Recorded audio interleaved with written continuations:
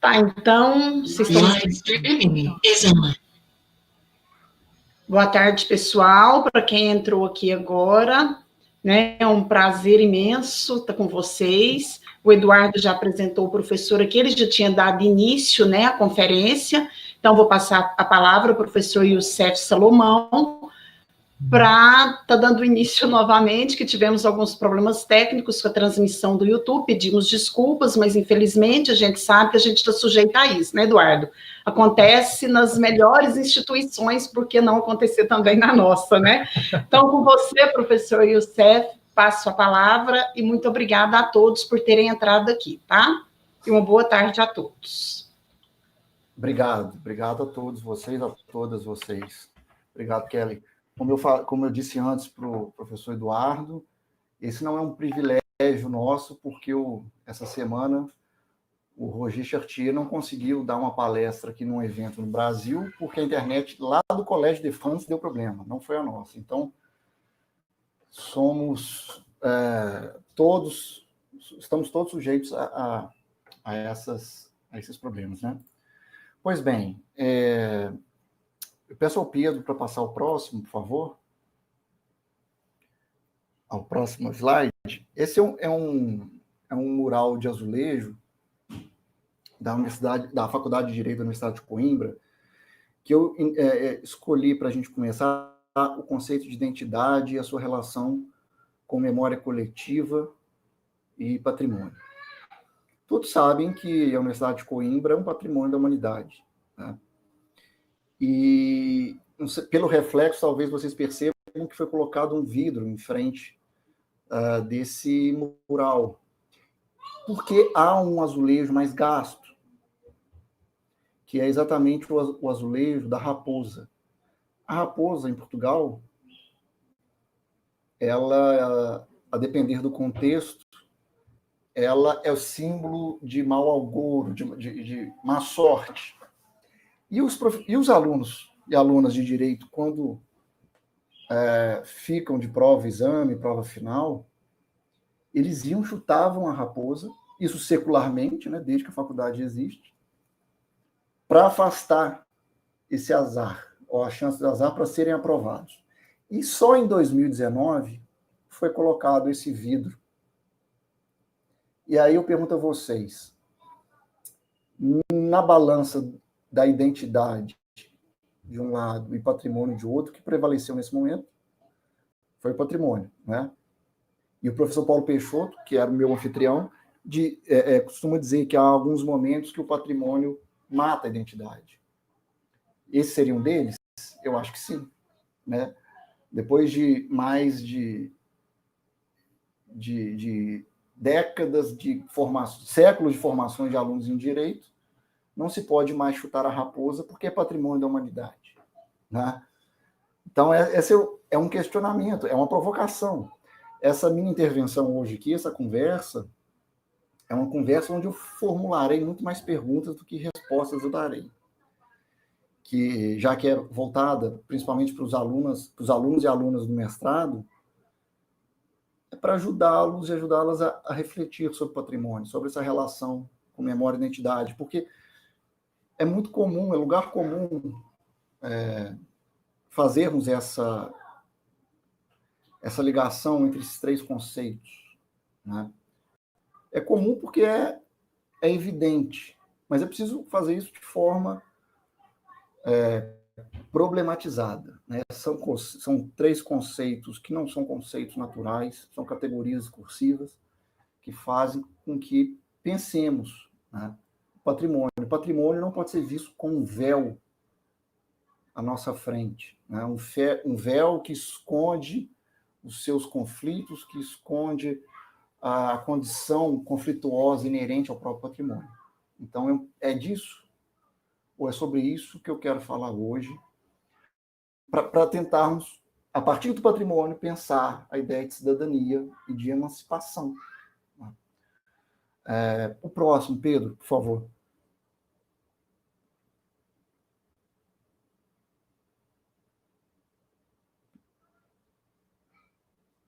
Pedro?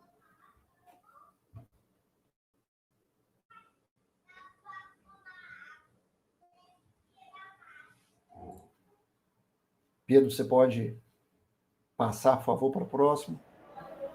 Passei, não chegou aí, não? Agora sim. Demorou um pouco. Essa é uma foto feita na cidade do Porto. Se ficarmos presos às questões meramente estéticas, estilísticas e patrimônio, se pegarmos visões conservadoras sobre o que é patrimônio, nós iríamos nos arrepiar de vermos duas edificações coladas uma à outra de tipologias arquitetônicas completamente distintas, principalmente se isso fosse no Brasil. Não é? E aí eu pergunto, é preciso unidade de estilo arquitetônico?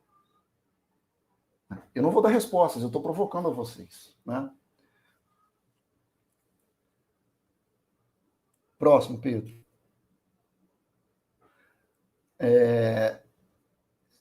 O convento dos Jerônimos, em Lisboa, que é também patrimônio da humanidade, é um lugar belíssimo, né? Encantador. Mas paga-se uma quantia de euros relevante para entrar nesse lugar, para poder perceber de perto toda essa suntuosidade. E eu pergunto, o patrimônio é para todos e para todas? Próximo. Também em Lisboa, as ruínas de se eu não me engano, um convento que transformou-se em um sítio arqueológico visitável, e que eu trago para vocês para pensarmos o tombamento e a preservação de ruínas. Tá? Por que há no Brasil, em tantos momentos, um debate tão inflamado quando se tomba ruína? Esse é um questionamento, mais um, que eu acrescento a essa lista de questionamentos feita a vocês. Próximo.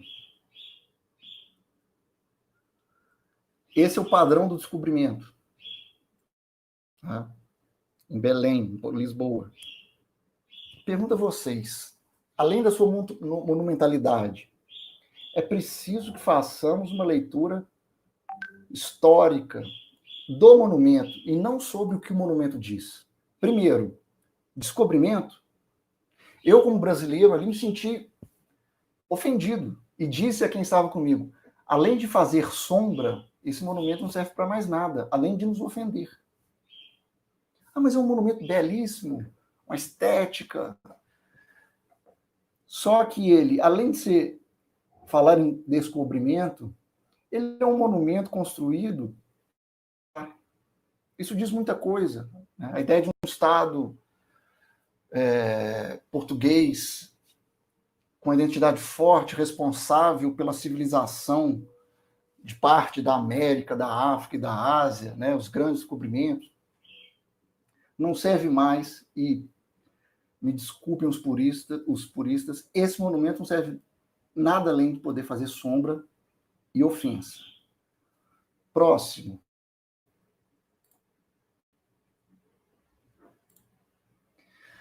Falando ainda de identidade, agora estamos na Argentina, apesar de parecer que é o Paraguai, porque a erva mate tem esse nome científico. Uma erva que é fundamental no discurso identitário dos gaúchos. E gaúchos, eu não falo de quem é do Rio Grande do Sul. Né? São os gaúchos e os gaúchos, aqueles do Pampa, né? Que envolvem o Uruguai, parte do Paraguai, parte da Argentina e parte do Brasil. Né? Próximo, por favor.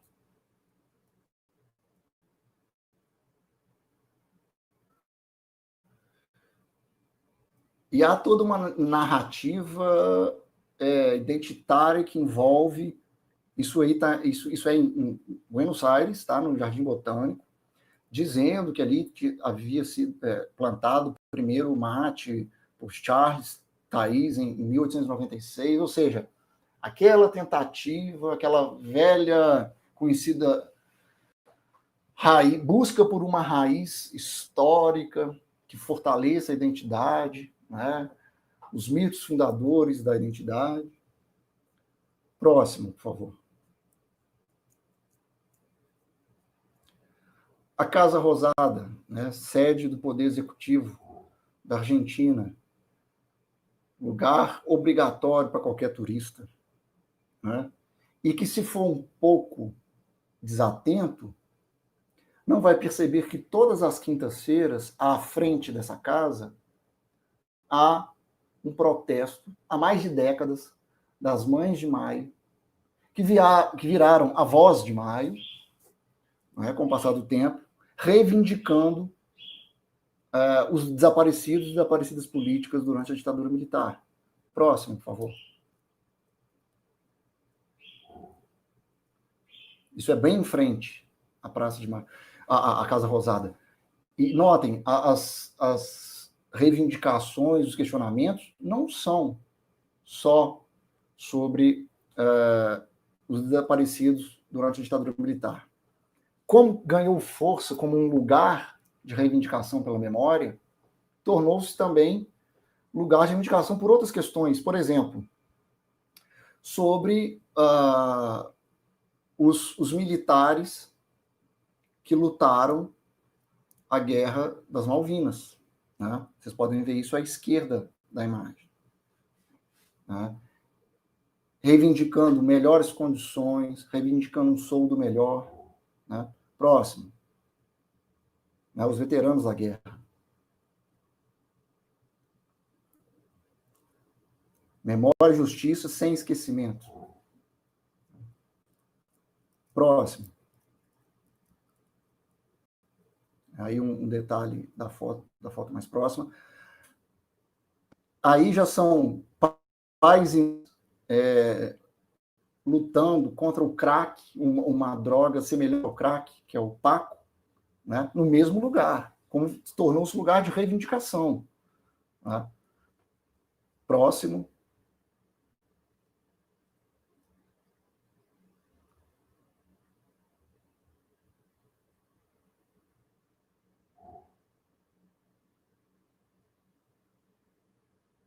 Olha lá. Rede guiando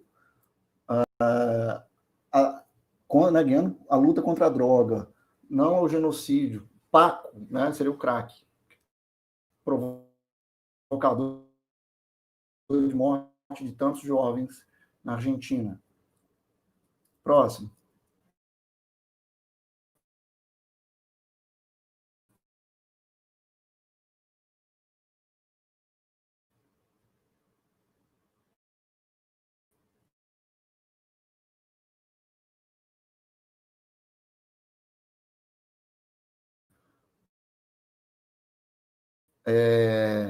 Aí outro grupo com outro tema, que é uma reivindicação sobre a previdência social. Próximo.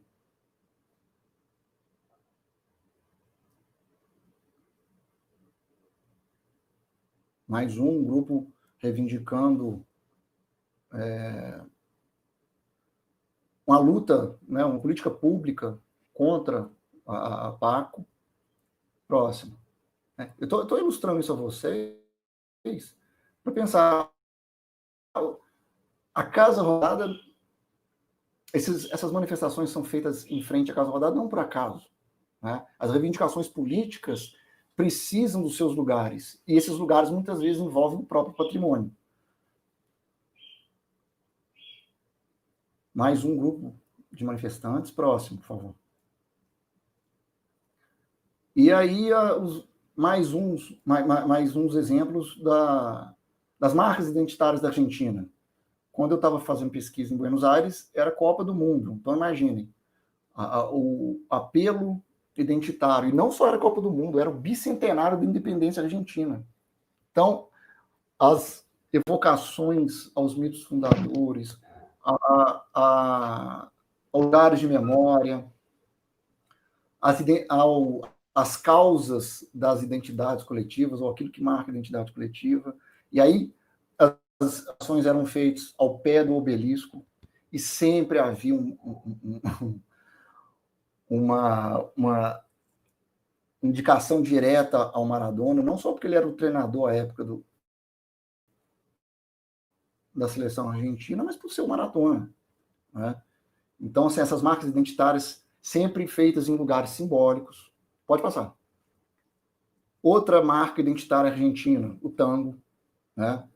O Carlos Gardel pintado à parede, né? O Boliche de Roberto é um bar, né? Boliche é um bar, um botequim, fora do trânsito turístico, mas que abriga os músicos de tango antes ou depois que eles saem para tocar nos lugares turísticos. Então, há dois tangos, ao tango do turista e ao tango que eles tocam entre si, para si. Esse é um desses lugares. Próximo. Né, aqui já é a fetichização do tango, né? Academia Nacional do Tango. Próximo.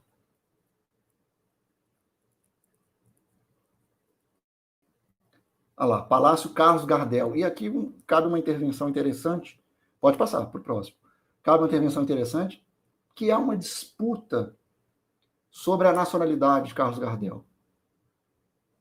Os argentinos dizem que é argentino, os uruguaios dizem que é uruguaio, e alguns franceses dizem que ele é francês. Então, se ele se tornasse um símbolo, um ícone do tango, certamente não haveria essa disputa, né? E a Unesco, ao reconhecer o tango como patrimônio da humanidade, material da humanidade, disse, olha, argentinos, vocês precisam incluir os uruguaios. E isso foi, né? Só será patrimônio se incluir os uruguaios. Então, teve a Argentina como proponente que negociar com a própria identidade para que o tango se transformasse em patrimônio da humanidade, mas como lugar de proposição não só da Argentina, mas também do Uruguai. Próximo, por favor. E aí há eu gosto muito de tirar foto de placas indicativas em lugares que eu visito, e essa está indicando a comparsita. A comparsita é considerado o primeiro tango. Os uruguaios dizem que a comparsita foi composta em solo uruguaio. Logo, o tango é uruguaio, né? E aqui alguns argentinos fazendo uma certa meia-culpa, mas fincando o pé sobre a condição também argentina, e talvez mais argentina do que uruguaia, sobre o tango. Né? Próximo, por favor. Se o tango é também uruguaio, a gente não pode falar de tango sem falar de candombe. O candombe, que ele é só uruguaio, né? Não há essa dupla nacionalidade, mas ele é visto pelos historiadores da música e por muitos músicos como a marca rítmica atávica do tango. E o candombe é uruguaio. Se vê muito pela Argentina, né, por Buenos Aires, essa solicitação de não se fixar cartazes, nem se pintar nada em áreas de proteção histórica, né? Próximo. Apesar de haver muita sinalização por toda a cidade, no cemitério da Recoleta é um lugar de memória para além dos parentes dos que estão ali enterrados, porque há representações identitárias fortíssimas, como a Evita, cujos restos mortais nem ali estariam, mas há um mausoléu enorme brindando essa memória coletiva que envolve a Evita Peron. Próximo. Há, obviamente, indicações religiosas, mas, e essa aqui eu acho interessante, né? Ó vós outros que não chorais, não os deixeis abater pela dor. Mire a vida que começa e não a que há concluído. Isso fala muito de memória, né? Se a gente fizer uma perspectiva, uma mirada coletiva da memória, não só individual. Próximo. E a Argentina, os portenhos principalmente, dentro do que eu pesquisei, com uma incisiva reivindicação política, né? Há uma formação política nos jovens argentinos feitas desde muito cedo. Né? Isso se encontra até no cemitério. E também lugares para crianças, né? Que reforça o que eu estou dizendo. Na Praça Mafalda, vocês vão encontrar uma placa indicando que as crianças têm direito a ter amor e proteção por parte da família e do Estado. Né? Para quem não conhece a Mafalda do Quino, é essa aí, essa bonitinha aí. Né? E tá toda a turma dela lá na Praça Mafalda. Pode passar. O Miguelito também. Pode passar. Guilherme. E aí eu pergunto a vocês, que paisagem é essa? Dentro das nossas construções de rótulos, né? As imagens são também rótulos, porque nós vinculamos certos lugares, mesmo que ainda não conheçamos, através de algumas imagens, né? Essa certamente não é uma imagem rótulo, né? Mas isso também é Argentina. Essa é a parte andina da Argentina. Está no extremo noroeste da Argentina, na província de São Salvador de Jujuy, né? Na quebrada de Humahuaca, que é também patrimônio da humanidade. Pode passar. Considerada as montanhas de 7 cores. Pode passar. Olha lá. 4.170 metros de altitude. Sobe-se, né? Isso tudo depois encontra-se um deserto de sal. Né? Mas a gente vê também que patrimônio da humanidade, mas a gente vê que nessa orla do patrimônio da humanidade existem também carências. Né? Pode passar. Índios quechua à beira da estrada vendendo seus artefatos, cobrando um pesozinho para tirar uma foto com a lhama, né? Alimentando os estereótipos que nós alimentamos sobre eles, né? Alimentando nossos fetiches para poder sobreviverem. Né?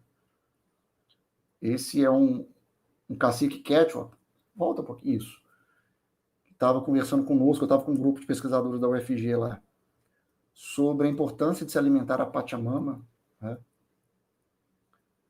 E como que o reconhecimento como patrimônio da humanidade ajudou a eles a conseguir o reconhecimento da propriedade coletiva desses índios quechua sobre o seu território. Próximo. Isso. Essa estrada já é uma estrada, depois daquela subida de 4.000 metros, que ao fundo tem o deserto de sal, que é esse daí. Pode passar. Indígenas fazendo a sua culinária típica para vender para nós, turistas. Né? Isso aí é Tilcara, que também é em São Salvador de Jujuy, também patrimônio da humanidade. E aqui o patrimônio como um suporte não só de memória, mas como um suporte de ressonância de reivindicações. Né? A ditadura dos meios da ditadura. Eu costumo dizer aos meus alunos o seguinte, que essas manifestações, reivindicações públicas, né, em lugar público, encontram grande ressonância no patrimônio, não é por acaso. Né? A gente vê pichações em muros comuns e pichações em muros patrimonializados. Qual é que faz mais efeito? Qual é que encontra mais ressonância? Obviamente, eu não estou aqui fazendo uma apologia à pichação em lugares tombados, porque isso é crime, né? Mas eu estou dizendo que, não por acaso, o patrimônio é alvo de manifestações. Né? O patrimônio produz uma vocalização dessas reivindicações que encontra uma ressonância muito maior. Pode continuar, pode passar. Aí, Pucará de Tilcara, que é um sítio arqueológico, pode passar. Dentro, que é patrimônio da humanidade, né? Com as descrições do que é o patrimônio, dizendo que não pode-se mais fazer escavações, né? Reivindicando a sua condição de espaço de memória. falando que esse monumento, essas ruínas estão a mais de 2.500 metros do nível do mar. Próximo. Há uma questão institucional também. Apesar de ficar em Tilcara, muito próximo ao campus da Universidade Nacional de Jujuy, esse sítio arqueológico é uma área da Universidade de Buenos Aires. Então, há uma competição ali sobre quem teria mais legitimidade para se fazer as pesquisas e tal. Próximo, por favor. Essa é parte do sítio, que foi reconstruído, obviamente. Né? Próximo.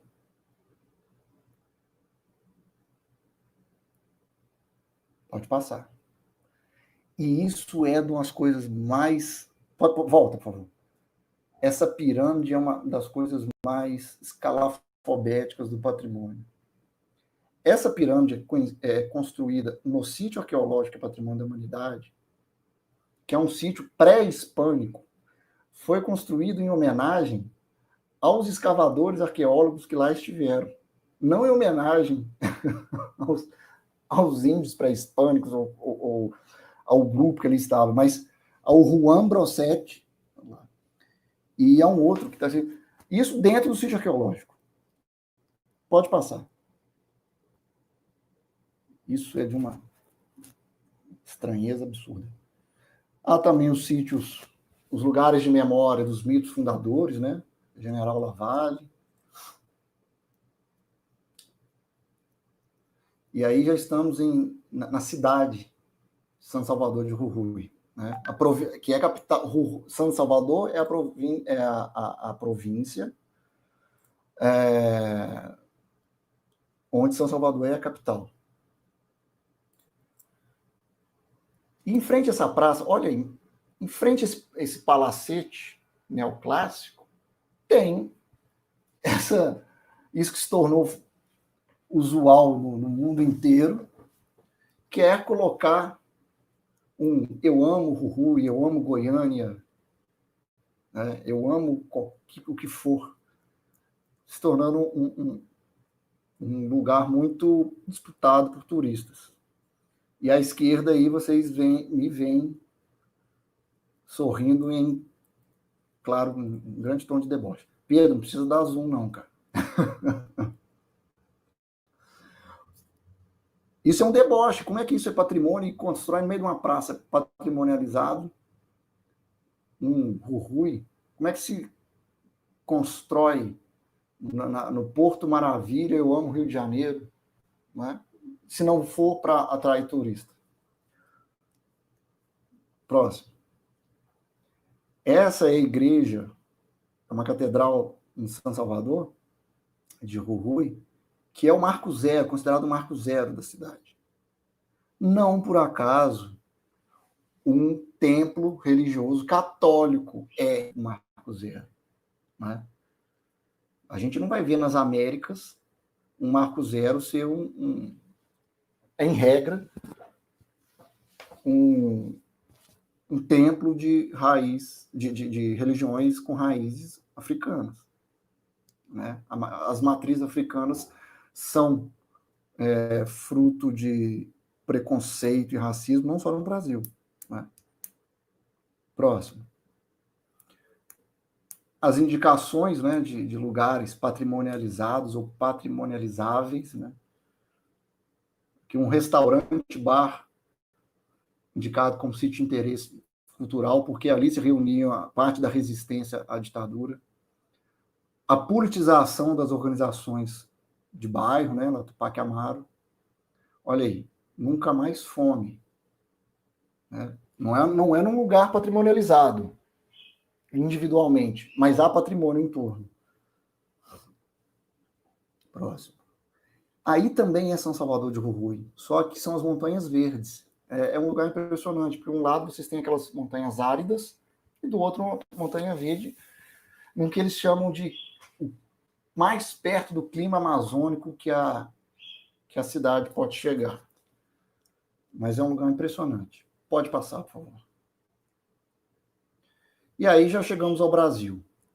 Essa cidade de Pelotas, onde o perímetro que é patrimonializado é indicado como zona de preservação do patrimônio cultural. Próximo. Mesma coisa. Próximo.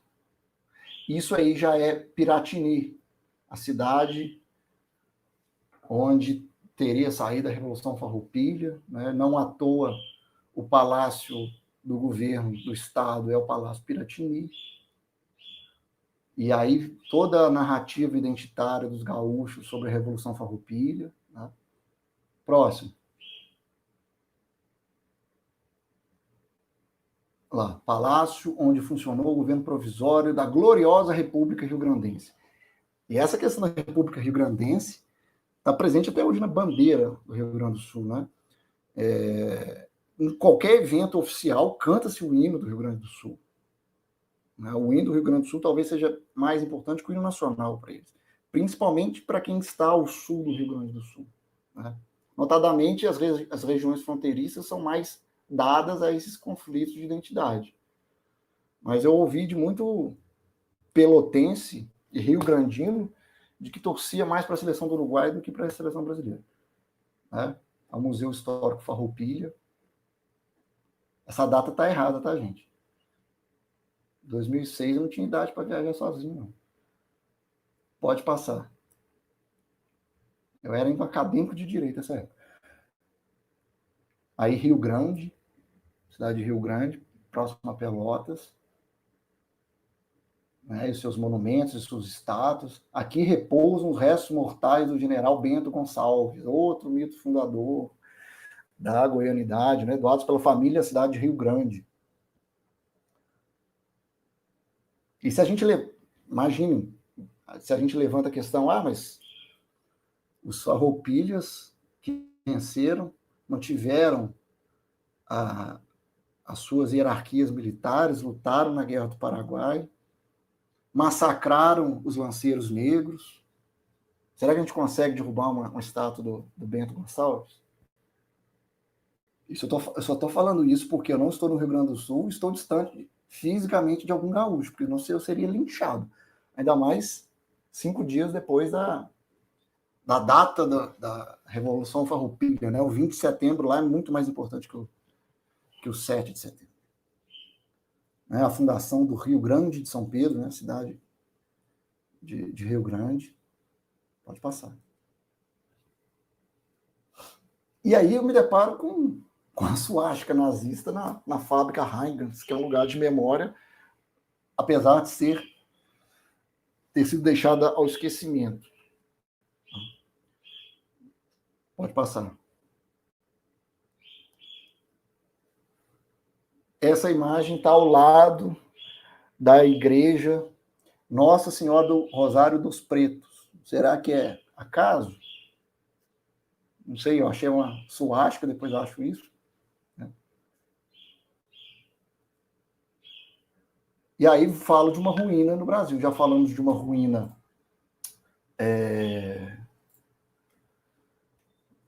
portuguesa, aí temos a enfermaria na cidade de Jaguarão, que de um lado do rio é Jaguarão, Brasil, do outro é Rio Branco, Uruguai. Né? Pode passar. Essa aí é uma outra imagem. Pode passar. E aí nós temos a ponte Barão de Mauá. Né? De um lado Jaguarão, Brasil, do outro lado Rio Branco, Uruguai. E essa ponte é um bem binacional, um patrimônio cultural binacional. Ele é classificado no Uruguai como patrimônio e é tombado no Brasil como patrimônio. E depois vem a discussão, a formação do patrimônio cultural do Mercosul. Né? Que identidade essa ponte reclama? Ou, né, que memórias são essas desse lugar de memória? Se tanto tempo a memória via patrimônio esteve ancorando uma memória do Estado-nação. Né? Próximo.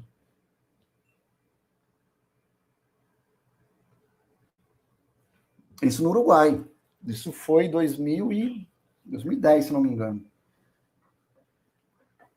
Um cartaz de faroeste de procura-se de um coronel que foi torturador durante a ditadura uruguaia, isso em 2010. Fiquei muito impressionado com isso. Né? No Brasil, um então congressista, durante um golpe parlamentar e jurídico e judiciário, em 2016, faz loas a um torturador no Uruguai, expõe cartaz de procura-se. E aí volto, né, aos lugares públicos, aos muros, os muros que dão voz ou vozes a muitas reivindicações, né? A memória desperta para ferir os povos dormidos que não a deixam viver livre como o vento. Também no Uruguai, isso em Montevidéu. E aí, ao mesmo tempo que tem algo contra a impunidade, tem recadinhos de amor no muro, né? O muro é lugar de diálogo, de troca, de reivindicação, de disputa. Próximo, por favor. Aí também temos o patrimônio da humanidade, e só depois que eu coloquei essa imagem que eu vi de verdinho lá, que estava minha esposa na foto. e carequinha ali do lado, meu sogro. Eu não tinha reparado isso, mas Congonhas é também patrimônio da humanidade, e que sofre diretamente com a mineração, né, na região de BH, da grande BH, do entorno de Belo Horizonte. Minas Gerais, que secularmente é vítima da mineração. Né?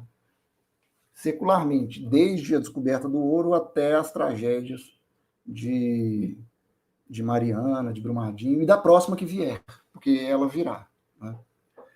E aí temos os artesãos que sobrevivem nos alimentando com os nossos fetiches do patrimônio.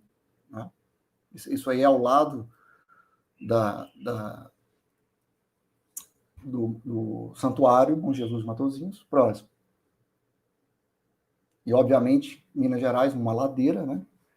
E aí já vamos a Ouro Preto, essa imagem que é um ícone, é uma legenda do que é patrimônio no Brasil, né? Se a gente estudar os modernistas, né? Estudar a fundação do IFAM, pode passar.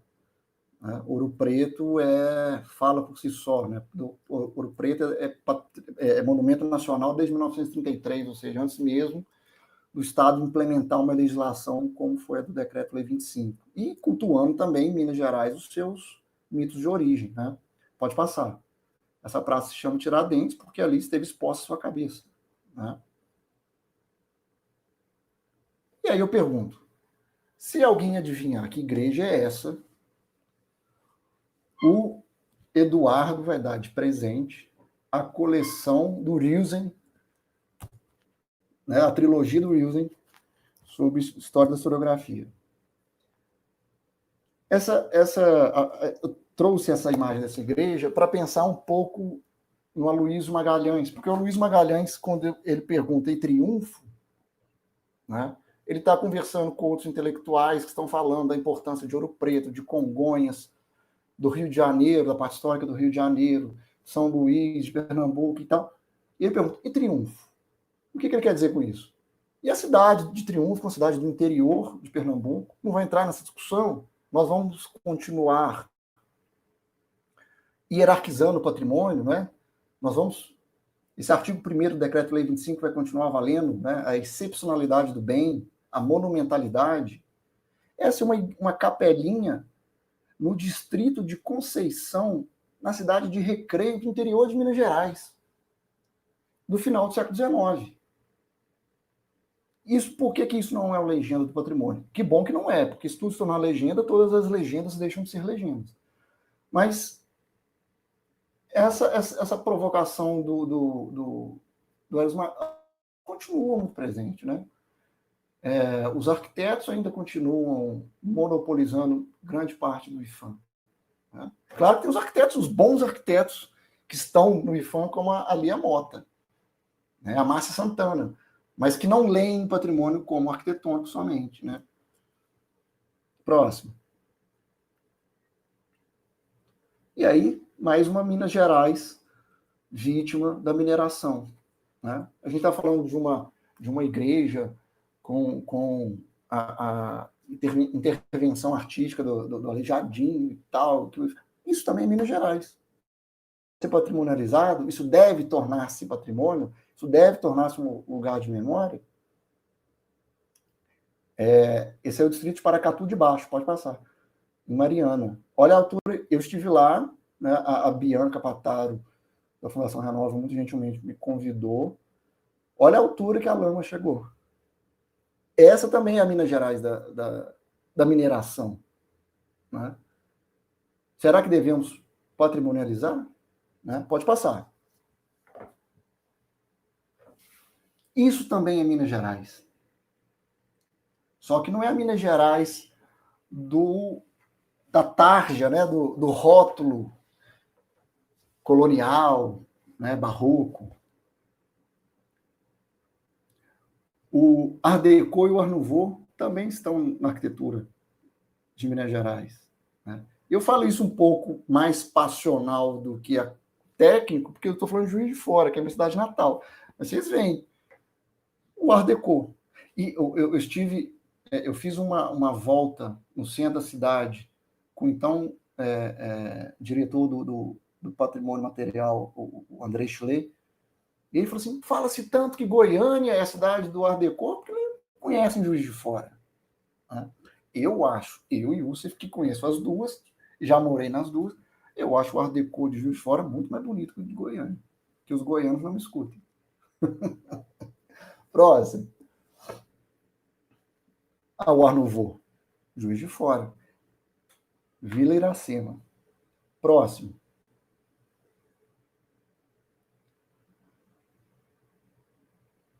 Volta um, por favor. Volta um. Você passou mais um aí. Arquitetura mourisca, também em Juiz de Fora. Eu morava perto dessa casa. Havia isso há mais de 6 anos. Havia uma manifestação para preservação. E estava abandonado, qual foi a reação dos proprietários? Pode passar. Quando ouviu-se falar em inventário, tombamento, pode passar. Essa foi a reação. Eu queria ver a cara de vocês agora, né? Que estudam patrimônio, pesquisam patrimônio, se não dá vontade de desganar um sujeito que fez isso, né? E como eu estava rodeando a casa fazer essas imagens, de repente apareceu um vigia com 2 cachorros, me perguntando quem eu sou. E eu disse que eu era um estudante de arquitetura, que estava estudando tipologia arquitetônica, se eu podia entrar para tirar foto. Porque se eu falasse a palavra patrimônio, ele soltava os 2 cachorros, né? Pode passar. Isso também é interior de Minas Gerais. Isso é um distrito de Belmiro Braga. São José das Três Ilhas. Essa é uma igreja do século XIX. Pode passar. Isso também São José das Três Ilhas, uma fazenda do século XIX abandonada, que o neto do último proprietário mora lá dentro, mas se recusa a abrir as portas da casa para qualquer pessoa que fale a palavra patrimônio. Tá? Próximo, por favor.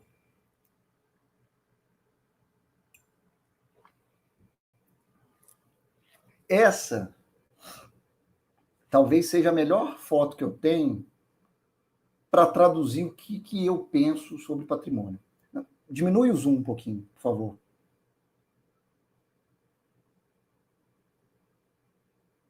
Aí. Por quê? Essa é a rua direita em Tiradentes, que a gente tem um grupo de congado passando pela rua direita, né, onde tem toda a edificação toda colonial barroca, e ao fundo a gente tem a Serra de São José. Isso é patrimônio. Não dá para tirar uma coisa da outra, não dá para pensar a congada em outro trajeto. E não dá para excluir da vida dessas edificações, né, a perspectiva, esse enquadramento dado pela Serra de São José e a vivência das pessoas, porque patrimônio são as pessoas. Né? Eu tenho 2 perspectivas do patrimônio. Né? A gente acaba transformando a vida numa dicotomia, apesar disso não estar certo, mas se há um lado positivo no patrimônio, e não é só um, são vários, isso é patrimônio. Isso deve ser entendido como patrimônio. Né? Se me permitam, eu gosto muito de poesia e sou amigo de uma poeta que trabalha com patrimônio, que é a Cláudia Baita Leal, que quando ela fala de Ouro Preto, e aí eu substituo Ouro Preto por ideia de patrimônio, o que é patrimônio? Está nas ruas, nas casas, nas camas, nos quartos, cozinhas, está nas gentes, está na gente. Isso é patrimônio. Patrimônio não é edificação. A edificação sozinha, isolada, não adianta nada. Né? Desde a década o Mário de Andrade, na década de 30, já falava isso. De outra forma, mas já falava. Né? E aí tem o outro lado, que é o lado que eu chamo de lado perverso do patrimônio. Pode passar. Isso fala muito do que é também patrimônio. Esse é o Museu Pedro Ludovico, na cidade de Goiânia. Num evento de inauguração da exposição,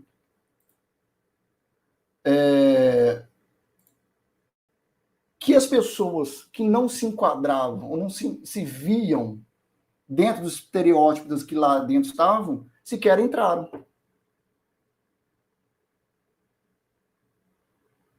Não é? Essa foto também é muito forte para mim. E aí eu volto à mesma poeta, a Cláudia Baita Leal, que é uma agente do IFAM, uma defensora do patrimônio, e que também é poeta.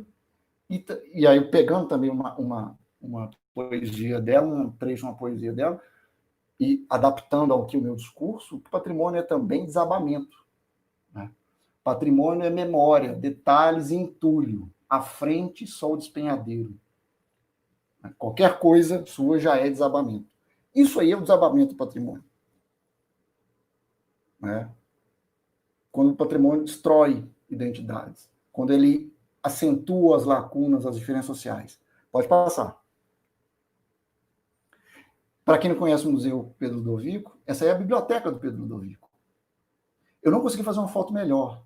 Mas lá na biblioteca do Pedro Ludovico, e só não está lá se alguém tirou, mas tem um livro, A Revolução de 1964. Isso diz muito sobre o patrimônio. Não é? E por que não é Museu Pedro Ludovico e Gersina Borges? Ah, mas a rua já se chama Gersina. Ou a expografia é machista, porque mostra o Pedro Ludovico como um grande estadista. Tem certos momentos que a gente acha que, na verdade, não é Museu Pedro Ludovico, é Museu Getúlio Vargas.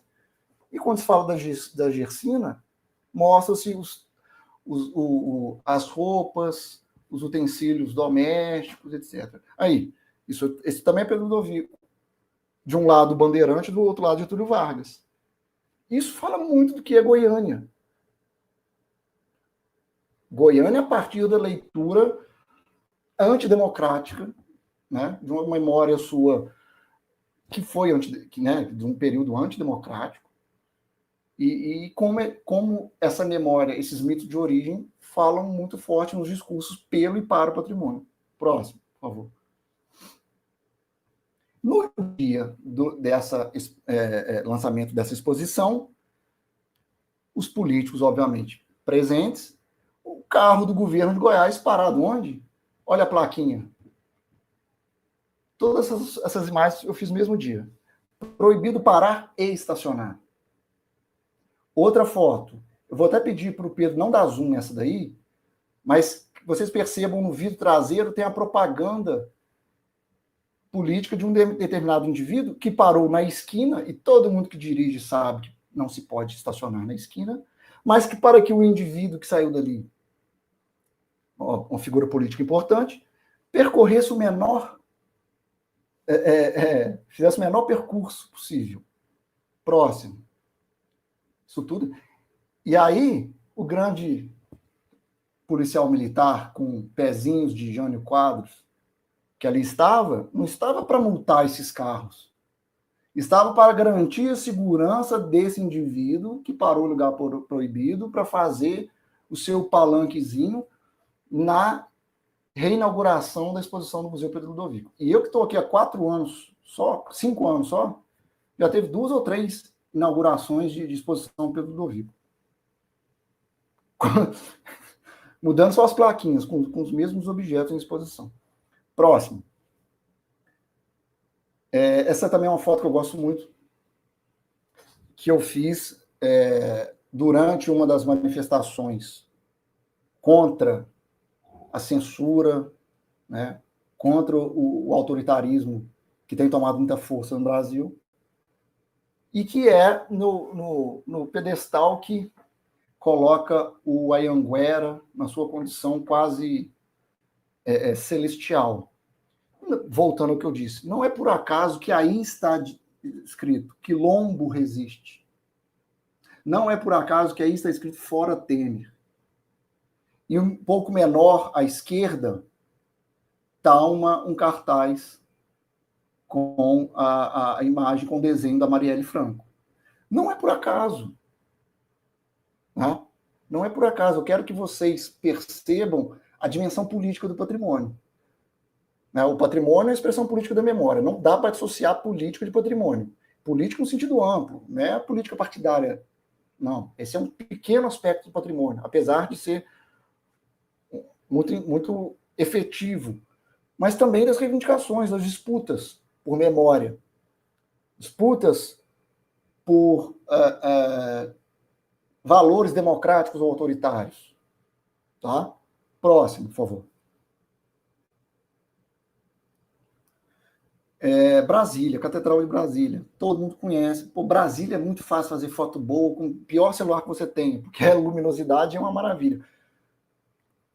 Mas aí pensando, vamos lá. Brasília foi construída para ser capital do Brasil. Brasília saiu de um projeto, de um concurso, de um edital. Mas tem que ter uma catedral, tem que ter o ícone da religião predominante no país. Não só predominante no termo quantitativo, predominante em referência à sua presença política nos meios de poder. Né? Certa feita, eu estive em um evento do direito, e, Eduardo, eu mantenho os meus estudos sobre direito desde que falem sobre patrimônio. Né? Mas aquela sua intervenção inicial é bem arrazoada mesmo. Eu sempre tive pavor daquele tapinha nas costas dado no fórum, sabe? Fiz muito estágio no fórum. Não, volta só um pouquinho, por favor.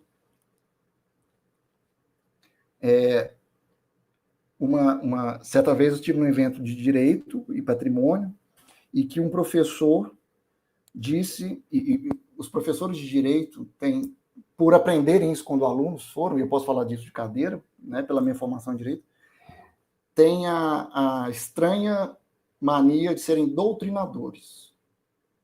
Né? O que é patrimônio? Aí que assim, para ser patrimônio, tais categorias devem ser atendidas.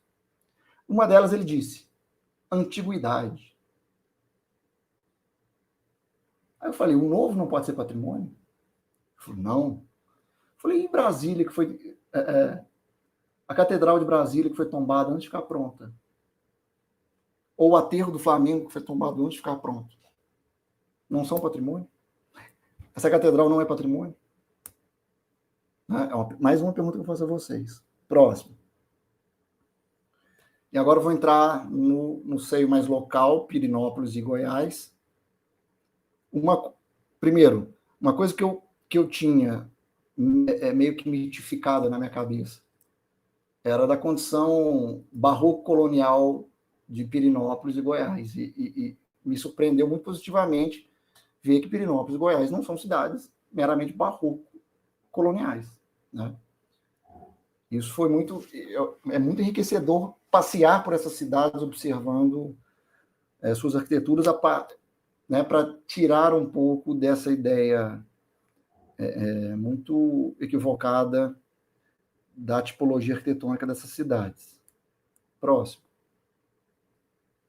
Por favor. Mais uma imagem de Pirenópolis. Próximo. Eita, isso que eu... Primeira vez que eu fui a Pirenópolis, ali descendo a Rua do Lazer. Que monstro é esse? Né? Pode passar.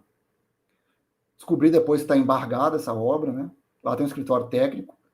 E para não destoar muito do hotel a que está vinculado à direita, pintou-se de azul e branco. Mas como é que chegou a esse ponto, né? Próximo. E aí é o que eu chamo de Barrocolândia. Em Tiradentes há muito também de Barrocolândia. São as construções coevas remetendo-se a tipologias arquitetônicas dentro dessa narrativa do patrimônio. É a Disneylândia do patrimônio. Pirinópolis, Tiradentes. Pode passar. Obviamente, eu omiti os dados, apesar de ser público, né? Omiti os dados. Olha lá, reforma de telhado e fachada em residência. Isso está na Rua do Lazer. Pirinópolis tem edificação tombada desde a década de 1940. Como é que isso acontece? Né? Próximo. Mais um Barrocolândia, também em Pirinópolis. E aí, a empatia do morador local com o turista. O que o patrimônio muitas vezes provoca na cidade? Um fluxo de turistas que muitas vezes o local não atende. E todo mundo já foi em Pirinópolis, sabe?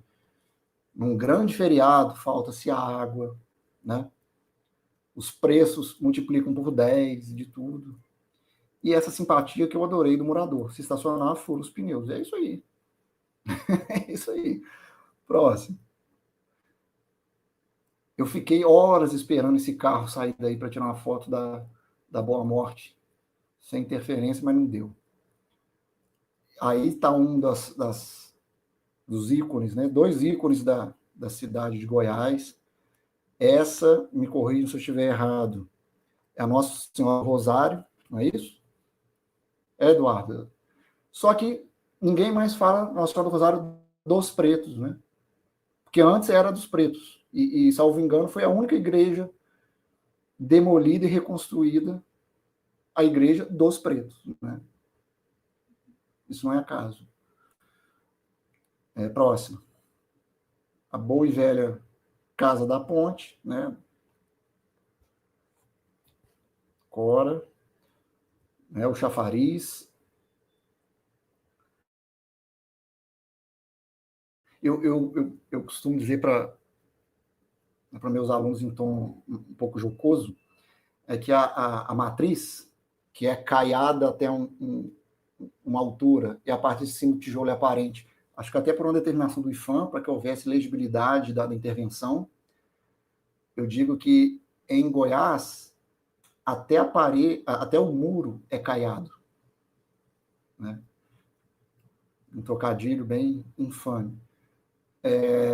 Aqui a indicação mais que óbvia e incisiva da presença do patrimônio histórico, né? No chafariz. Pode passar. A época da restauração do mercado, né? Essa restauração já acabou. Próximo. E esse tema é super polêmico. Super polêmico. Primeiro, qual é a representação do Anhanguera? Porque a cruz tem dono, a cruz é do Anhanguera. A cruz não é de Jesus, né? A cruz é do Anhanguera. Quem é Anhanguera? Quem foi Anhanguera? Primeira questão. Segundo, a onipresença do catolicismo enquanto poder político, mais do que religião. Terceiro, ser uma réplica.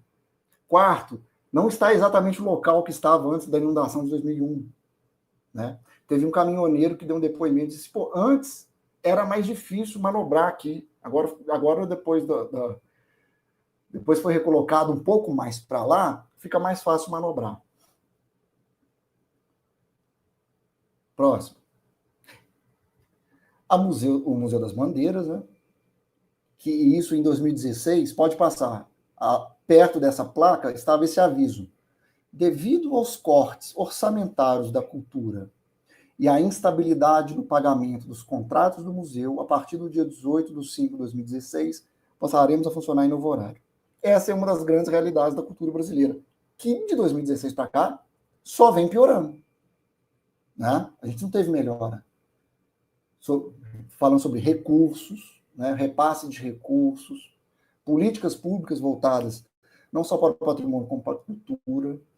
Né? O Sistema Nacional de Cultura, que estava ganhando força até 2013, 2014, foi todo desmontado. Enfim, próximo, por favor. Já estou chegando ao fim, tá, gente? Para a gente poder conversar um pouco. Aí, em São Paulo, senhores grafiteiros, contribuímos mensalmente para reconhecidas entidades assistenciais para não grafitarem essas fachadas. Os comprovantes estão à disposição na sede da Sociedade Humanitária de São Paulo, Rua Libre Badaró, tal e tal. E lá tem um clipe. Atuou muito em 2018. Né? Isso em Goiânia. E alguém foi e pichou Lula livre. E posteriormente uma intervenção, né? O lado oposto fez uma intervenção antipoética nesse muro. O que era só uma polarização de ideias transformou-se num país abandonado em relação às suas culturas, não só abandonado, atacado frontalmente, né? Não existem mais políticas públicas para a cultura, os artistas são vistos como marginais no sentido pejorativo da palavra, a cultura é vista como um lugar do ofício do comunista, né? Eu não consigo entender até hoje o que é chamado de marxismo cultural. Né? Alguém me explique, por favor, já tentei entender. E explica o alto grau de autossabotagem, né? O primeiro alto com L, o segundo com U. A destruição dos nossos biomas, que são patrimônio da humanidade, né? A destruição dos grupos originários. Mais de 700 Yanomami estão com Covid. Né? 73% da Amazônia queimada é território indígena. Então, isso não é por acaso. Não são os indígenas, nem os caboclos que põem fogo na mata. Né? Os indígenas, se o fizessem, não teriam começado agora só para prejudicar o atual presidente. Né? Já se identificou fazendas, os latifúndios de onde surgiram os incêndios criminosos que estão destruindo o Pantanal. Então, a gente não pode achar que, por estarmos distante, e olha que aqui em Goiás nós nem estamos tão distantes, até porque também o Cerrado está sendo destruído. Né? O Cerrado, que é a caixa d'água do Brasil, está sendo destruído. Então, esse muro diz muito. Né? Apesar dessa foto ser de 2018, é um muro que previu muito do que a gente está sofrendo. E para encerrar, eu deixo para vocês uma frase de reflexão. Também no muro. Obrigado pela atenção de vocês. Estou aberto a questões. Essa é a única foto que é minha, tá? Todas as outras são.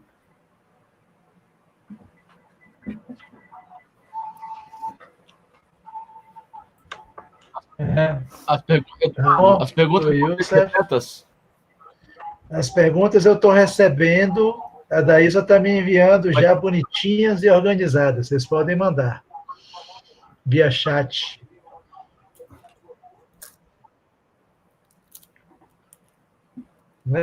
Eu vou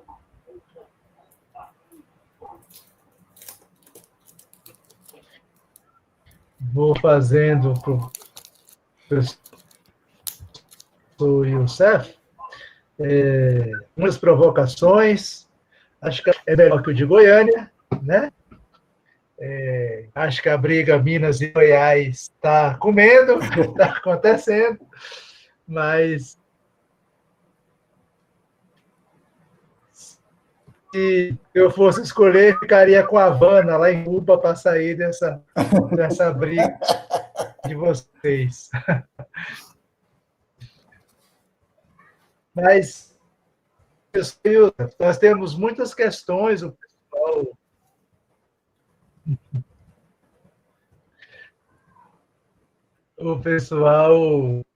você não só falava sobre as questões do patrimônio, mas também sobre os usos desses monumentos, da questão ambiental,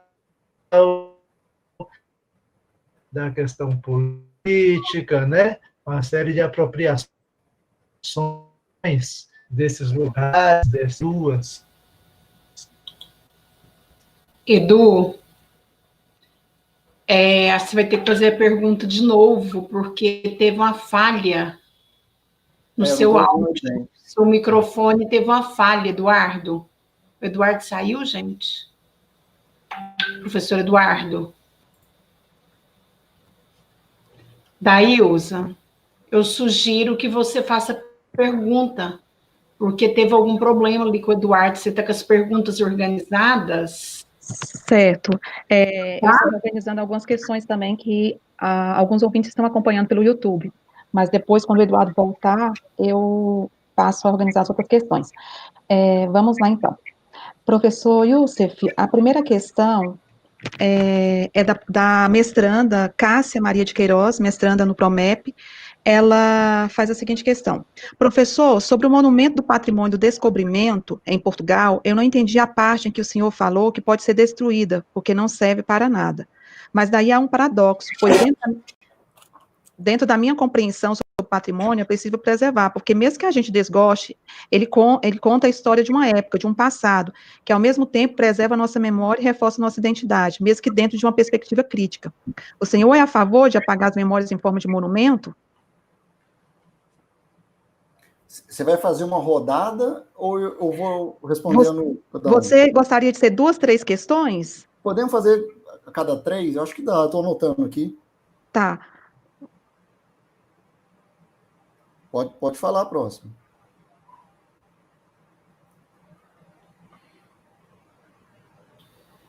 Daílza? Voltei.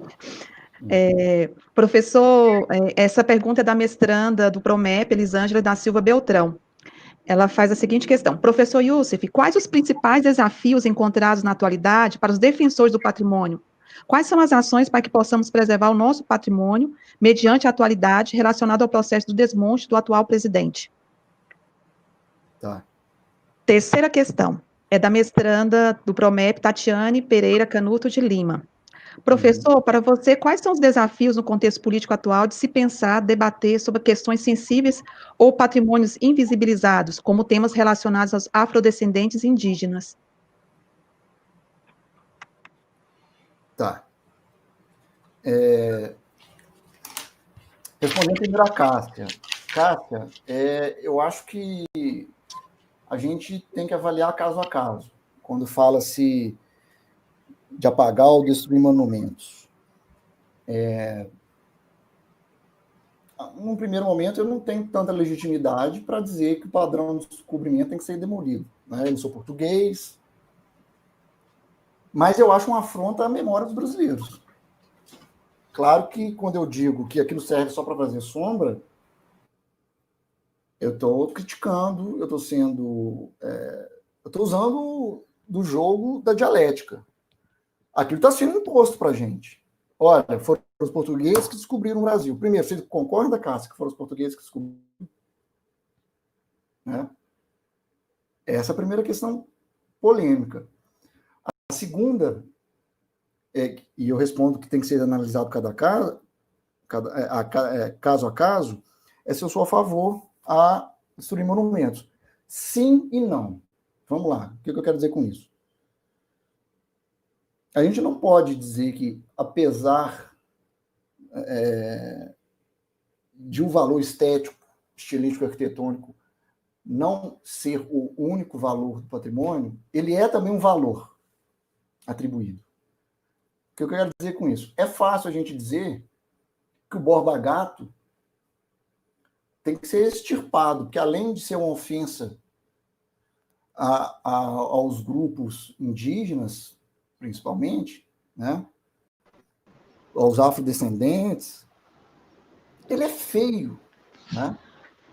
Esteticamente horroroso. Agora, e se a gente falar do monumento dos bandeirantes lá, o Empurra, Empurra, ele faz a mesma remissão, só que tem um apelo estético estilístico completamente diferente. E aí?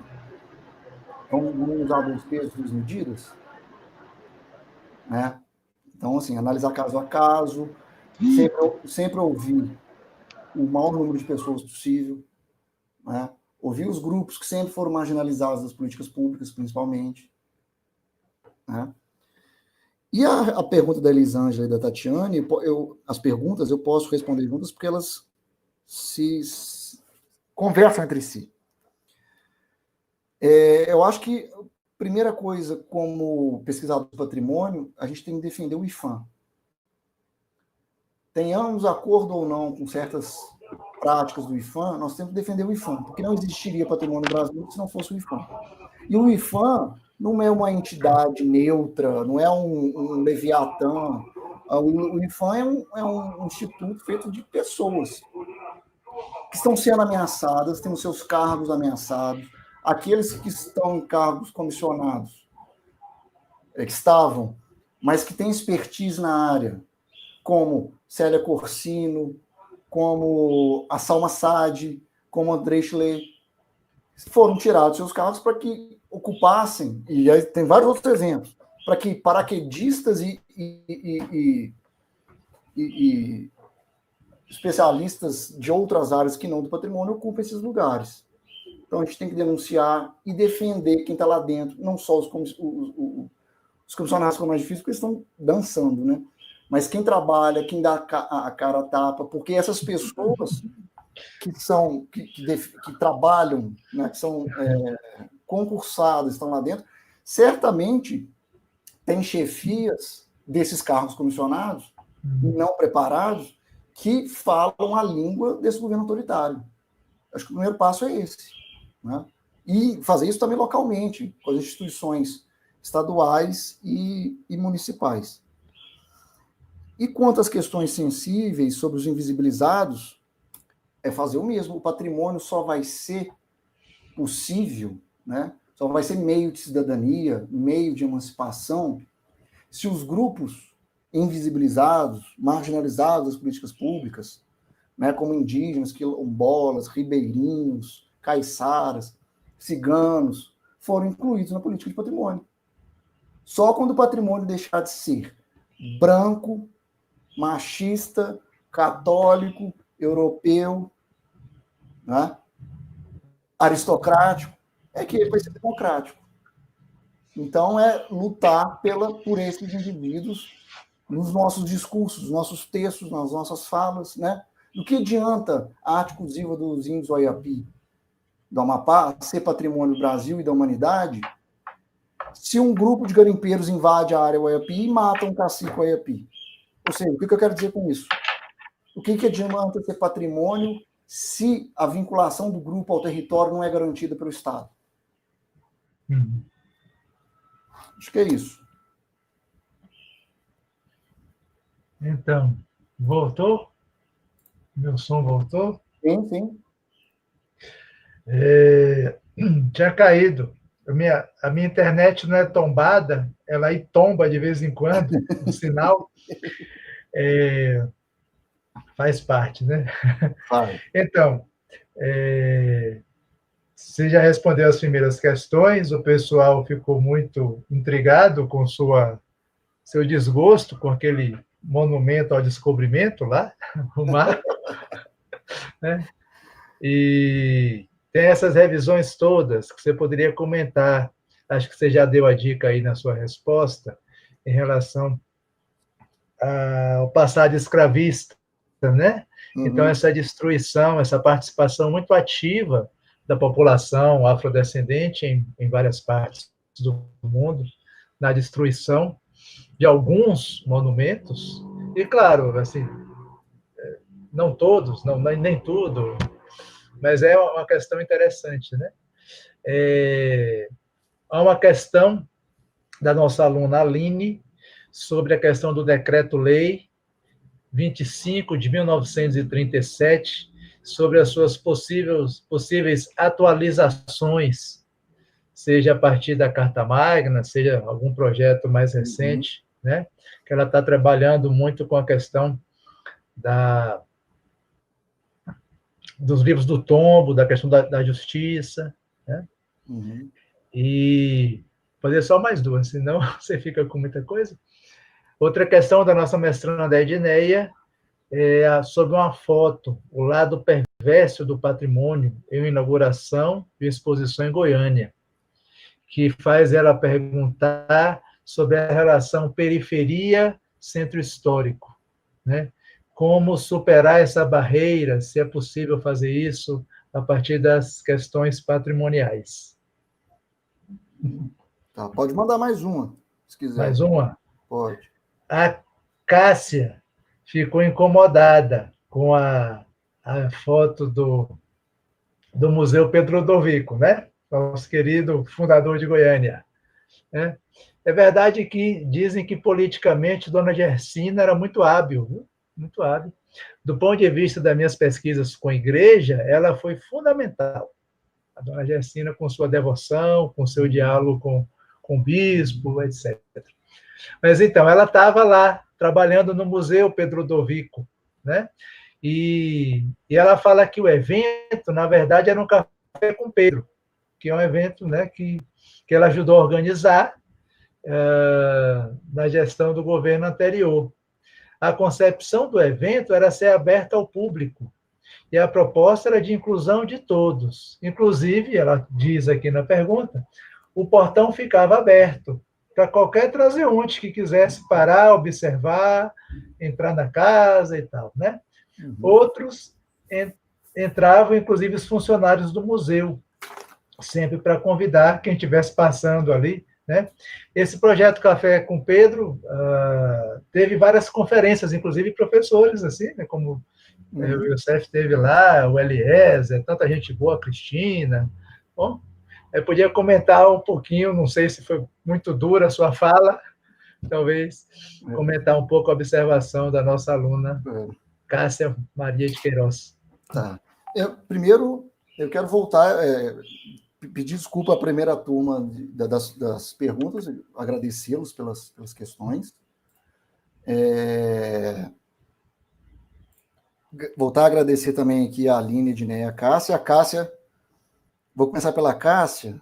Cássia, a foto não é do Café com Pedro. Foi uma inauguração, sim, de uma exposição. Inclusive, teve missa rezada lá por um padre. Né? E aí eu volto aqui à catolização do patrimônio. Eu estava lá, eu recebi convite formal e tudo.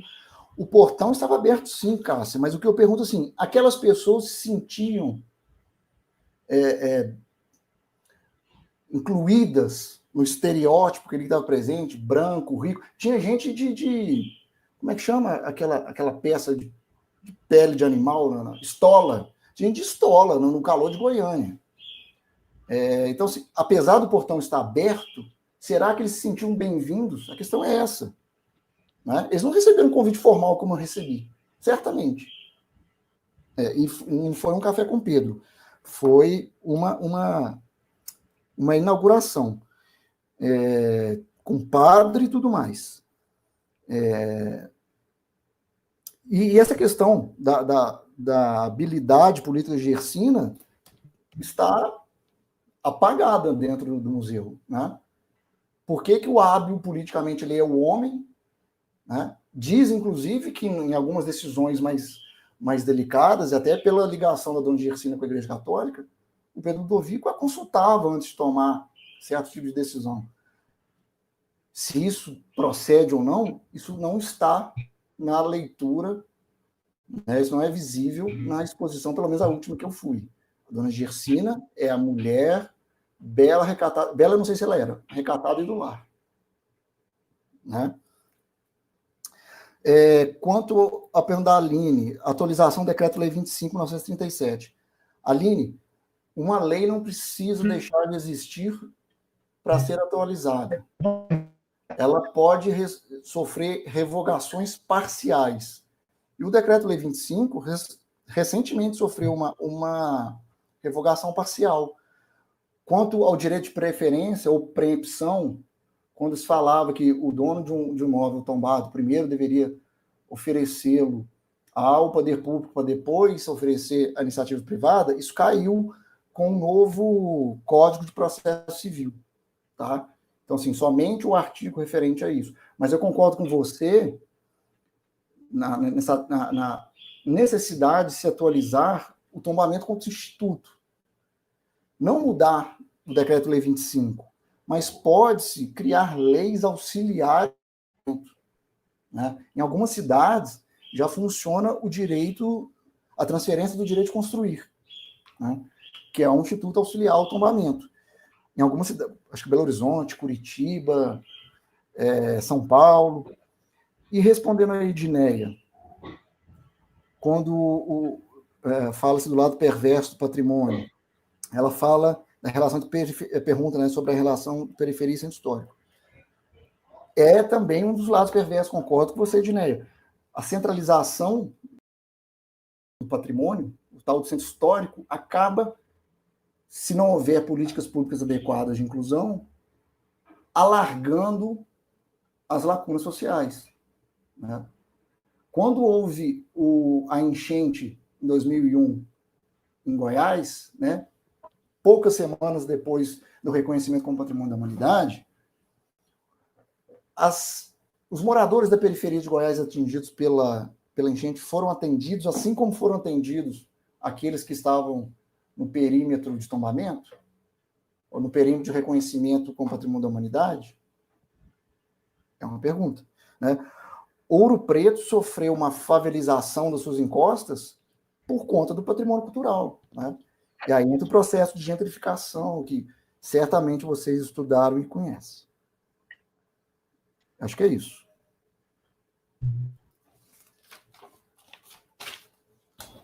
Daílza, você continua as perguntas, Daílza, porque parece que a internet do Edu não está muito boa. Você está com elas em mãos? Eu não estou, então se você puder continuar. Ok. A próxima é da mestranda. Edu, você vai poder? Eduardo, a sua internet está tendo muita falha, sua conexão está falhando. Eu não estou conseguindo ouvir bem o professor Eduardo. Pois é, Daílza, pode continuar você mesmo. Eduardo, se você estiver nos ouvindo, é porque está tendo muita falha, tá bom? Pode. Ok.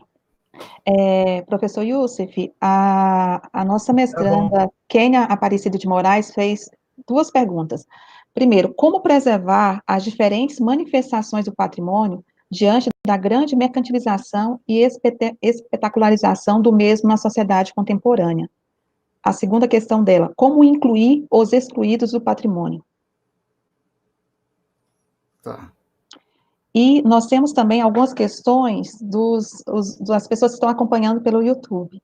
Tá. A mestranda, a Delbiane Conceição, que é mestranda no PROMEP, ela fez a seguinte questão: como pensar o conceito de patrimônio relacionando a essa memória ancestral dos afro-brasileiros? Isso levando em consideração que essa memória foi silenciada por muito tempo, onde quem detém o poder eleva como importante a cultura do branco.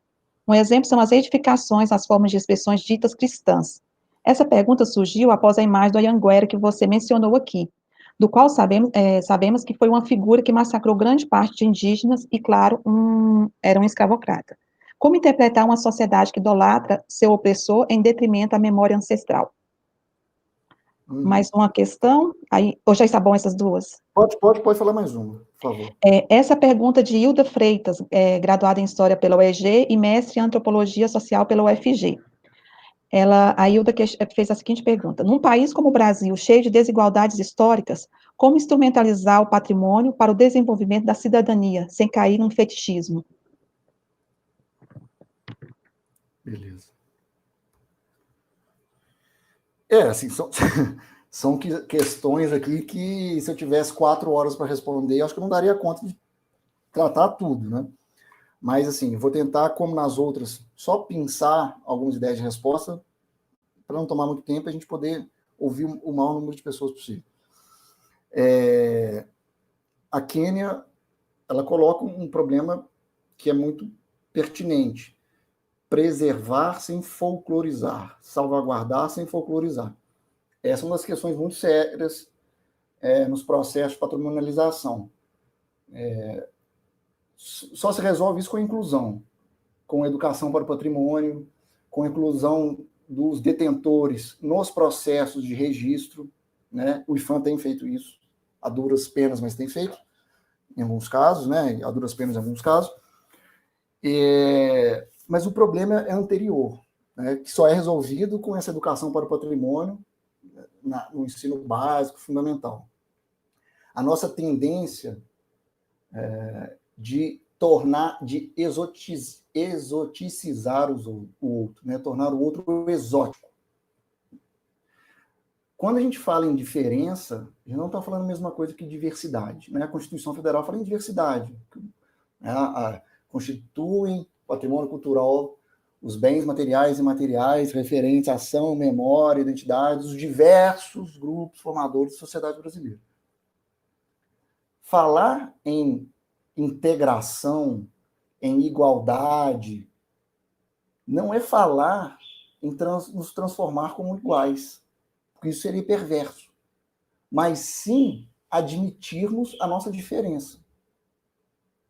Essa é uma questão vital, porque senão a gente folcloriza o que é o exótico, o que é o diferente. Né? Por exemplo, um aluno meu de iniciação científica fez uma provocação que eu nunca tinha pensado, e ele está repleto de razão. O Paulo Vitor. Ele falou assim: Youssef, por que no Rio de Janeiro não se fala em música regional?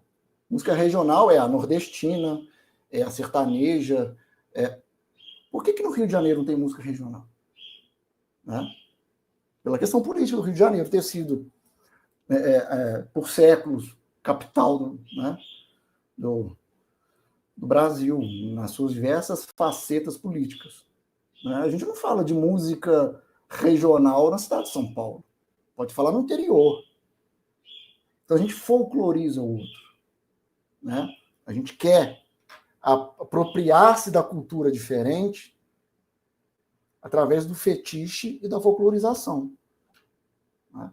Será que quando o ofício das bonecas Carajá tornou-se patrimônio material, foi possível uma emancipação desse grupo? Eu acho que sim. E o interessante é que deu-se um protagonismo às mulheres indígenas, porque elas são as detentoras do saber. Né? Agora, se a gente ficar só ali na mercantilização das bonecas, a gente vai estar alimentando uma folclorização do exótico que acaba tornando-se um impedimento de emancipação desse grupo. A gente em todas as questões aqui, há um conceito muito caro de democracia. Né? A Debiane falou do patrimônio cultural dos afro-brasileiros. Imagine que o movimento negro, o quanto que o movimento negro lutou para que a efeméride da abolição não fosse aquela simples lei de 2 linhas assinada pela princesa Isabel, uma branca que não é a redentora. Ela está dentro de um jogo político visando um interesse político dela e da família dela. Para mover-se para novembro, né? na data de Zumbi.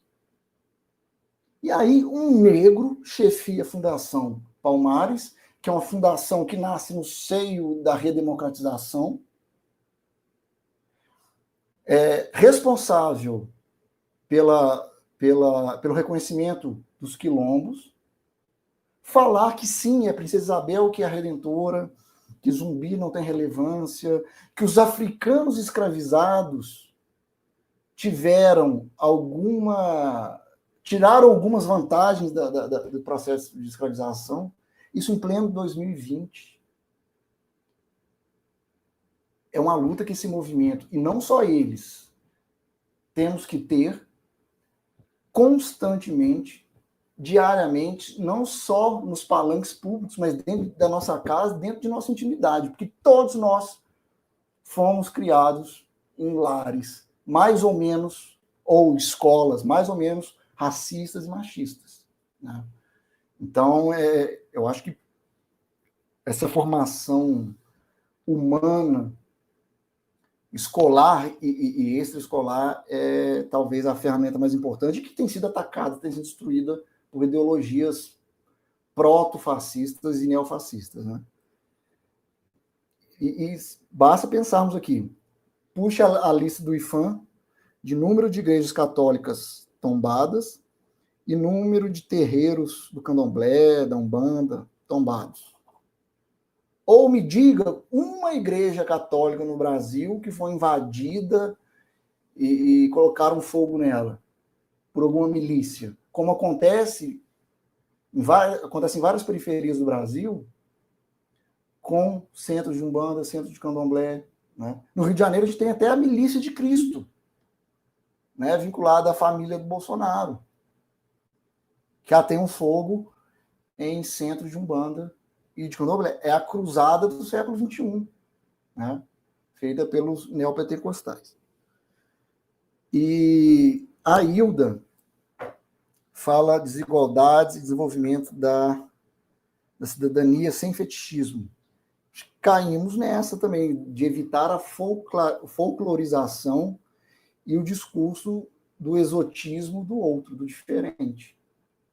É incluir admitindo e descrevendo a diversidade e a diferença. E não querendo construir uma narrativa homogênea, né, que acaba aparando a diversidade, diminuindo a diferença que não deveriam ser feitos. Né? A diversidade e a diferença são marcas da cultura, não devem ter suas arestas aparadas. Né? Muitas vezes o patrimônio é patrimônio porque é diferente, porque é diverso, não exótico. Acho que é isso.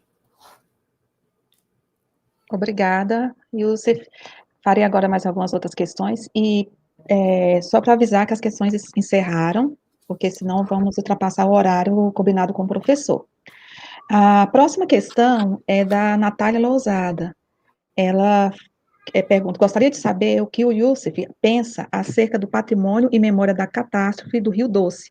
Como contemplar a materialidade da tragédia sob os limites da legislação e das políticas de patrimônio que temos hoje no Brasil, a fim de assegurar narrativas politicamente engajadas?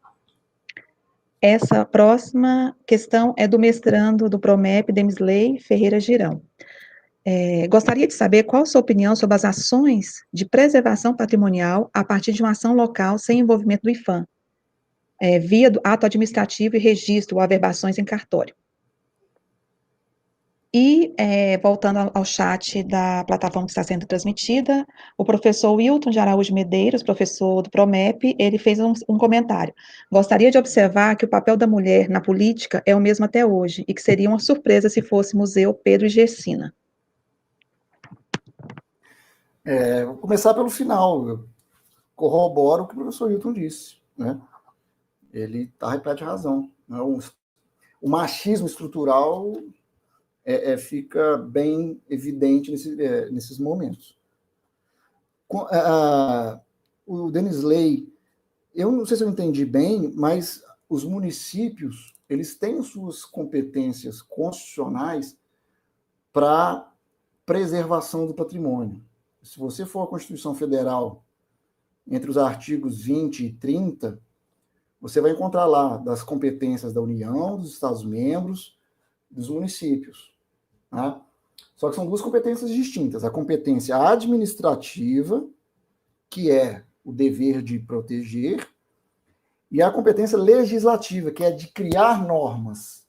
E aí o município fica tratado de forma desigual frente aos Estados-membros e à União. Porque é dito que os municípios não podem legislar sem observar a normativa estadual e federal. Agora, quanto a ações de preservação, há toda uma autonomia. Eu não sei se eu te respondi. Agora, a Natália Lousada, salvo engano, é a professora Natália da UEG, colega, pesquisadora da área de patrimônio. Eu agradeço não só a ela, mas aos demais pelas perguntas. E a pergunta dela é super pertinente e atual. Como lidar com o patrimônio e a memória da catástrofe, das catástrofes, né, do Rio Doce? Porque são várias. O Ailton Krenak, que é um morador vizinho do Rio Doce, diz que os Krenak tratavam o Atá, que é o Rio Doce, como um avô. Eles perderam um parente. Além de um recurso, uma fonte de recurso, eles perderam um parente. Como lidar com isso? Como patrimonializar isso? Será que há aí uma vontade de memória, uma vontade de história, né? Existem trabalhos elaborados pela Unesco, tem até o professor Raul Lanari, lá de Belo Horizonte, da UniBH, que tem feito uma pesquisa sobre o Rio Doce, né, depois dessa tragédia, para tratar de como os impactos são sentidos desde a origem da catástrofe até o Oceano Atlântico, no Espírito Santo. Então, por isso que eu falo em catástrofes no plural, né? E em Brumadinho, uma outra vítima das catástrofes e dos crimes cometidos pela mineração, e não esqueçamos o seguinte, fica muito na leitura mais desatenta, passa muito desapercebido, que a Vale foi, durante o governo de Fernando Henrique Cardoso, privatizada de uma forma completamente desonesta, né, a preço de banana. Lembrando a vocês o seguinte, uma empresa pública não tem como objetivo primordial o lucro. O objetivo de uma empresa pública é atender ao Estado. E aí você privatiza a Vale, passa-se para grupos privados. Qual é o objetivo primordial de um grupo desse? O lucro. Então, para lucrar, farei de tudo, inclusive diminuir a segurança, diminuir a fiscalização sobre possíveis acidentes. Lembremos da mão suja de sangue do senhor Fernando Henrique Cardoso nesses crimes cometidos em Brumadinho, em Mariana, e vem mais por aí. Né? E vem mais por aí. E Brumadinho, um escritório de arquitetura, voltando ao que eu estava dizendo, ganhou lá um edital para criar um memorial do desastre de Brumadinho. Eu, até hoje, não tenho uma posição consolidada, porque eu não sei como os atingidos foram ouvidos, se participaram, o que foi apropriado do discurso deles, como isso foi. Eu acho muito sensível, uma questão muito complicada. Em Mariana, fala-se em tombamento de Bento Rodrigues, por parte de acadêmicos, mas os atingidos que sobreviveram sequer foram reassentados. Né? Como é que falar de patrimônio se não existe dignidade da pessoa humana? Como é que a gente fala em recuperação do patrimônio do Haiti, assim que sofreu aquela catástrofe do terremoto? Falar em recuperação de bens as pessoas que sequer têm acesso à água potável. Sabe, eu acho que o uso do patrimônio, como eu falei antes, o patrimônio é a gente, né? Citando a Cláudia Barreto. Eu acho que é isso. Podemos passar para a próxima. Espero ter atendido. Professor Youssef, eu vou ler alguns comentários aqui no chat e tenho a última questão e a gente encerra. Tá bom. A professora Luana, do Promep, ela fez um comentário, não é uma questão. Há uma dissertação sobre o Centro Histórico de Goiânia que avalia os sentidos do monumento aos bandeirantes atribuídos pelos ausentes da Avenida Goiás. Conclui que há um simbolismo e um valor de memória que transcende essa memória elitista do colonizador. Então, não acho que seja razoável derrubar nenhum tipo de monumento, mas estimular narrativas, outras a partir dele. E temos a Vanessa, aluna do Prof. História UFG, ela faz a seguinte questão, comentário, gostaria de comentar o quanto essas questões de seleções do patrimônio são simbólicas. Nessas cidades históricas, por exemplo, alguns mediadores chegam a apontar a presença de uma senzala em certos ambientes, como, por exemplo, no Palácio Conde dos Arcos, em Goiás, e na Fazenda Babilônia, em Pirenópolis, mas esses ambientes não foram preservados, e muito menos tombados. E nós temos também um outro comentário, que é do Pedro, nosso aluno, o moderador na nossa atividade, e é o Pedro Augusto Diniz, aluno do PROMEP. Ana Lousada acompanha as ações do Instituto Galcuí de Belo Horizonte, ONG selecionada por edital público para acompanhar e defender os atingidos pelo rompimento da barragem de Brumadinho. Acho que era a Natália Lousada aqui. Aí, só especificando, a Natália Lousada é professora do IFE goiano, série. Do IFE, isso, desculpa, ela Natália. comentou lá no final. E aí, a última questão, como preservar e valorizar os patrimônios culturais indígenas diante das atuais políticas públicas e de ataques aos povos indígenas? Acredito que seja da Isabel Cardoso. É isso? Não tenho certeza que é da Isabel. Deve ser, a Isabel é a aluna nossa aqui do PPGH, deve ser ela, sim, me orientando, inclusive. Isso, aí nós encerramos as questões. Tá. Concordo com a Vanessa, com o comentário dela. Professora Luana, concordo sobre o simbolismo do elitismo, né, e de uma forçação de barra do próprio IPHAN em criar uma identidade art déco em Goiânia, que não é absorvida pela população. E, assim, eu acho interessante essa saída dessas revisitações e revisões sobre alguns monumentos, mas eu acho que em alguns momentos faz parte da sua destruição, sim, porque destruição também é preservação, né? Preservação da memória. Né? E o esquecimento também faz parte da memória. Então, essas ambivalências são... Por isso que eu falei, em cada caso, a análise caso a caso tem que ser feita. E aí a pergunta da Isabel. Como preservar patrimônio indígena nesse atual cenário? Eu acho que a gente tem que pensar nem em patrimônio indígena, a gente tem como salvar os indígenas, antes de pensar em salvar seus patrimônios. Estão sendo vítimas de políticas públicas genocidas. Eu não tenho o menor problema em falar nisso. Tem gente que acha que é hipérbole, né? Não é. Você ter políticas públicas que cortam o abastecimento de máscaras e álcool em gel de grupos indígenas, de vacinas, né? De políticas que impedem vacinas, de políticas que permitem, fazem a legalização de terras griladas em território indígena. Eu acho que antes de pensar no patrimônio indígena, a gente tem que salvar os indígenas, os detentores. Eu acho que antes a gente está no momento de salvar vidas humanas, para depois pensar no produto dessas vidas humanas.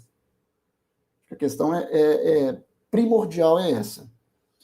E eu queria, para encerrar, não só agradecendo imensamente ao EG, o mestrado em estudos culturais, memória e patrimônio, né, aos colegas, ao Pedro e o Vitor por segurarem a barra aí da parte tecnológica, a Gislaine pelo convite, ao acompanhamento da Kelly, da Daílson, do Eduardo, super gentis, a pergunta de todos vocês, a atenção, a paciência. Eu queria colocar mais uma questão para pensarmos. Uma conversa com a professora Márcia Chuva, lá pelo evento do grupo de pesquisas Lugares e Patrimônios, Lupa, aqui, e eu convido vocês às 18 horas hoje, tem uma live do Lupa lá no canal do YouTube. Conversando com ela, eu cheguei a uma questão que é a seguinte, que eu quero colocar para vocês pensarem. Lembrando que o IPHAN é uma autarquia vinculada ao governo federal, né? E, portanto, muitas vezes reflete todas essas estruturas que eu falei, que eu citei aqui antes. Nós temos, vinculados ao IPHAN e a outras políticas de patrimônio e de memória, topônimos, concursos, bibliotecas, vinculados a Silvio Romero, a Gustavo Capanema, a Lúcio Costa, a Roberto Burle Marx, a Rodrigo Melo Franco de Andrade, a Mário de Andrade, a Luiz Magalhães, a Noronha Santos, Luiz Castro de Faria, Edson Carneiro, Amadeu Amaral, Manuel Diegues Júnior. Quando é que teremos prêmios, concursos, edifícios, salas, bibliotecas? Judite Martins, Elcia Dias, Heloísa Alberto Torres, Lígia Martins Costa, etc, etc, etc. Muito obrigado pela atenção de vocês. Deixa eu só ligar rapidamente a câmera também. Professor Youssef, em nome do PROMEP, agradeço a sua fala muito enriquecedora, foi uma tarde muito prazerosa para todos, poder acompanhar a sua fala e depois poder participar dessas discussões. Foi um momento muito, como eu mencionei no início, eu já esperava que seria um momento muito enriquecedor, e esperamos continuar essa parceria contigo, né, no PROMEP, e quero agradecer novamente por ter aceitado participar dessa atividade, outras virão, e agradeço também ao Vitor, né, e ao Pedro por nos auxiliar em toda essa parte que a gente não consegue, é complicada, e o respaldo de vocês foi essencial. E o Pedro está pedindo para depois todo mundo ligar a câmera para a gente fazer um print da atividade. E agradeço a Kelly, ao Eduardo, né, por estar acompanhando a gente nessa empreitada. Um agradecimento à professora Gislane por ter organizado toda essa parte burocrática do evento, a parte da organização de divulgação e tudo. E um agradecimento especial ao público que está nos acompanhando, seja aqui nessa plataforma ou no YouTube. Sem vocês, o evento não aconteceria. Estou muito feliz com a participação de todos, com a participação dos alunos do PROMEP, que várias questões muito interessantes e engajados nessas discussões acerca do patrimônio cultural. E muito obrigada a todos. Só corrigindo, a última questão que eu tinha feito era do nosso mestrando Edilson, ele não tinha colocado o nome, aí eu não consegui identificar, peço desculpas. Mas é isso, gente, foi um momento prazeroso, nós adoraríamos estar neste momento na cidade de Goiás, naquele clima maravilhoso, apesar que lá estaria quente, né, mas assim, seria um momento maravilhoso, a gente pode deixar para o próximo ano, quando acabar a pandemia, e é isso, muito obrigada a todos. Muito obrigado. Obrigado a todos e todas. Isso aí. Obrigadão, turma. Abraços. Agradeço a todos também, professor Youssef, muito obrigada, tá? Nossos alunos amaram, tá só os parabéns aqui no chat, todos muito felizes. Cada colocação sua, a gente viu um comentário, então, obrigada, tá? Foi muito bom mesmo, como diz a Daís, foi um prazer. Então, moçada, vamos ligar as câmeras, né, para o Pedro registrar, e estou com saudade de todos vocês, quero vê-los. Vitor, eu não apareço aqui nos quadradinhos, eu não fui selecionada para aparecer. Aí eu é assim mesmo, eu também não me vejo. Eu vejo você. Kelly, se você faz o print. É só rolar a tela que aparece. Ah, é? Olha aí, coloca o mouse em cima e rola.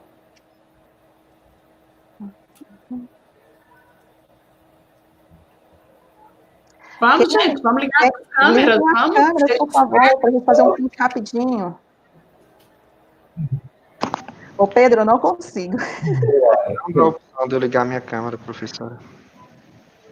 Ô, Vitor, achei tão bonitinho, tem alunos nossos do direito aqui, viu? Professor Youssef, que é do direito também, tem alunos nossos do mestrado. Tem alunos nossos do direito aqui participando. A minha câmera também não liga. Não sei o que aconteceu. Também não consigo, hein, Pedro? Não me aparece aí, né? Agora aparece. Apareceu. Tem poucas pessoas mesmo aparecendo, mas... Era para ter um monte. Não aparece. Eu fiquei triste. De toda forma, eu vou capturar essa tela. Calma aí. Vou ter que dividir duas. Ok. Salvar a câmera.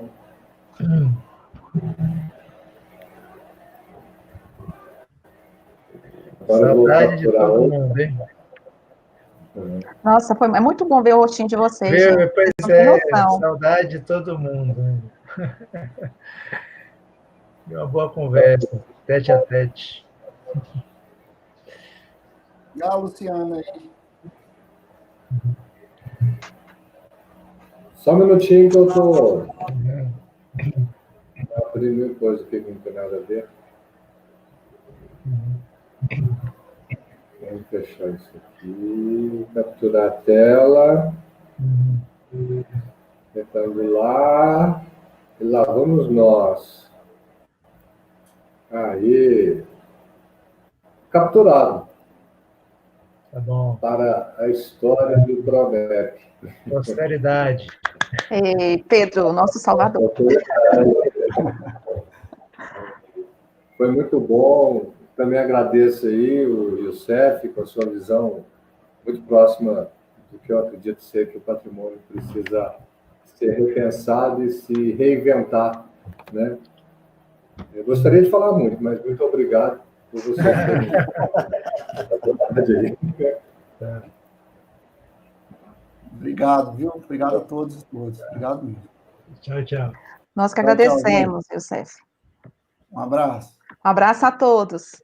Saudades.